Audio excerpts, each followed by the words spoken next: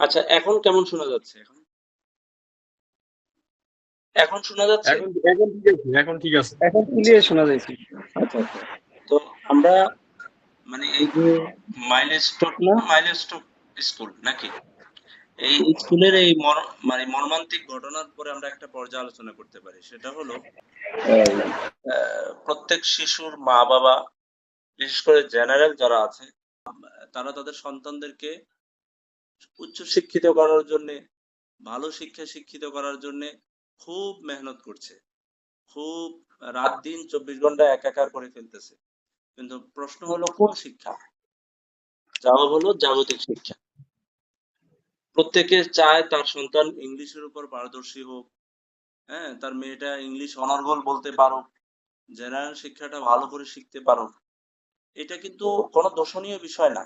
কিন্তু এটা দোষণীয় বিষয় তখন হচ্ছে যখন ওই মা-বাবাগুলো তার এই সন্তানদেরকে ইংলিশের পাশাপাশি কোরআনের গুরুত্বটা দিচ্ছে না। বুঝতে পেরেছেন? কোরআন কোরআনের শিখানোর গুরুত্বটা ঠিক ইংলিশের মতো দিচ্ছে না এবং হাদিস শিখানোর গুরুত্বটা হ্যাঁ বলেছিল ইংলিশের মতো দিচ্ছে না। একটা ইংলিশ টিচারকে যত গুরুত্ব দিচ্ছে কিন্তু অ্যারাবিক একজন আলেমকে বা একজন অ্যারাবিক শিক্ষককেও কিন্তু সেই গুরুত্ব বর্তমান শিশুর মা বাবারা সেটা দিচ্ছে না এবং এমনও হয় যে তারা ইংলিশকে প্রাধান্য দিতে দিতে এমন পর্যায়ে নিয়ে যায় যে দরকার হলে আজকের অ্যারাবিক ক্লাস না হোক, কোরআনের ক্লাস না হোক, তারপরেও ইংলিশ ক্লাসটা চলুক, তাই না ভাই? তো এখন এখন আমার একটা কথা, যে শিশুগুলো জান্নাতে চলে গেছে এই শিশুগুলো খোঁজ নিলে দেখা যাবে এমন এমন শিশু আছে যারা অনর্গল ইংরেজিতে কথা বলতে পারে, হ্যাঁ, কিন্তু অবশ্যই। কিন্তু আপনার যদি খোঁজ নেওয়া হয় সে কিন্তু আলহামদুলিল্লাহ সূরাটাও ভালো করে পারে না বা কালিমা তৈয়বা কালিমা শাহাদাতও ভালো করে পারে না, এরকমও শিশু কিন্তু আজ বা যেগুলো একটু প্রাপ্তবয়স্ক হয়েছে, সবাই তো আর বাচ্চা একেবারে শিশু না, কিছু তো আছে যৌবন, যুবক আছে না, কিছু যুবক তো আছে যারা শিখেছে, তারা তো লাভবান হয়েছে। যারা শিখে নাই বা যাদেরকে মা বাবা শিখায় নাই, বলেন তো দেখি তারা দুনিয়া থেকে কি নিয়ে গেছে বলেন? কিছু নিতে পেরেছে? তারা কি নিতে পারে নাই। মানে দুনিয়া থেকে এমন কোন সম্পদ, এমন কোন আহ, আমল নিতে পেরেছে যেটা আখেরাতে কাজ দিবে?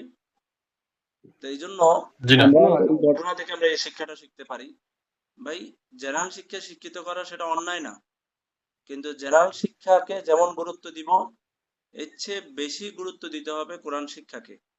এই জিনিসটা কিন্তু আমরা যারা এই যে আমরা যারা আলেমরা ক্লাস করি বা আমরা যারা এই সমাজের সাথে কিছুটা আমাদের সম্পর্ক আছে, আমরা এটা দেখতে পাই যে কোরআনে ক্লাসকে এত অবহেলা, এত বলে যে উদাসীনতার চোখে দেখে প্রত্যেকটা মা বাবা, যেটা একজন মুসলিম মা বাবা কখনো করতে পারে না।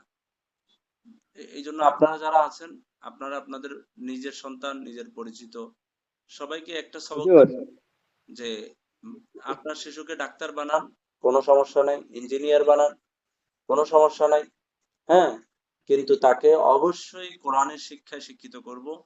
হাদিস যেন সে কমসে কম 20টা 15টা 100টা পারে, সেজন্য নবী সাল্লাল্লাহু আলাইহি সাল্লামের উত্তম চরিত্রগুলোর জ্ঞান হাসিল করতে পারে, ইসলামের প্রাথমিক বেসিক যে জ্ঞানগুলো এগুলো যেন সে জানে। এটা যদি জানে তাহলে আশা করি ওই সন্তানটা যদি যখনই দুনিয়া থেকে বিদায় নেয় কিছু নিয়ে যেতে পারবে। কি বলেন? এটা কিন্তু আমাদের আজকের এটার উপরে পর্যালোচনা করা যায়, এই ঘটনার উপরে এই পর্যালোচনা। হুজুর চলুন এইটার আমাদের, জন্য তো আমরা ভুক্তভোগী। হ্যাঁ, আমরা তো ভুক্তভোগী যে এখন আমাদের বয়স কি হয়েছে, এখন আমাদের পড়ার সময়। আমরা সেটা আগেই এই তো, জেনে হ্যাঁ, ফেলছি। হ্যাঁ। আমাদের বাচ্চারা জানি সেটা না হয়। আল্লাহ, আমি আমি আমি আবার বলতেছি, আমি বলি না যে সবাই আলেম, সবাইকে আলেম বানান, এটা আমি বলতেছি না। সবাইকে আলেম বানাইতে হবে, হাফেজ বানাইতে হবে এমন কথা বলতেছি না। কিন্তু আহ, আপনি কোরআন শিক্ষিত করতে হবে। আপনাকে এই এতটুকু গ্যারান্টি নিতে হবে যে আমার সন্তানটা আজকে থেকে সহিভাবে কোরআনটা পড়তে পারে, সহিভাবে একটা হাদিস পড়তে পারে, হ্যাঁ, বা নামাজের ফরজ, ওয়াজিব, সুন্নত, নফল এগুলো বলতে পারে। এই জিনিসটা গ্যারান্টি দিতে হবে। চলেন আউযু বিল্লাহি মিনাশ শাইতানির রাজীম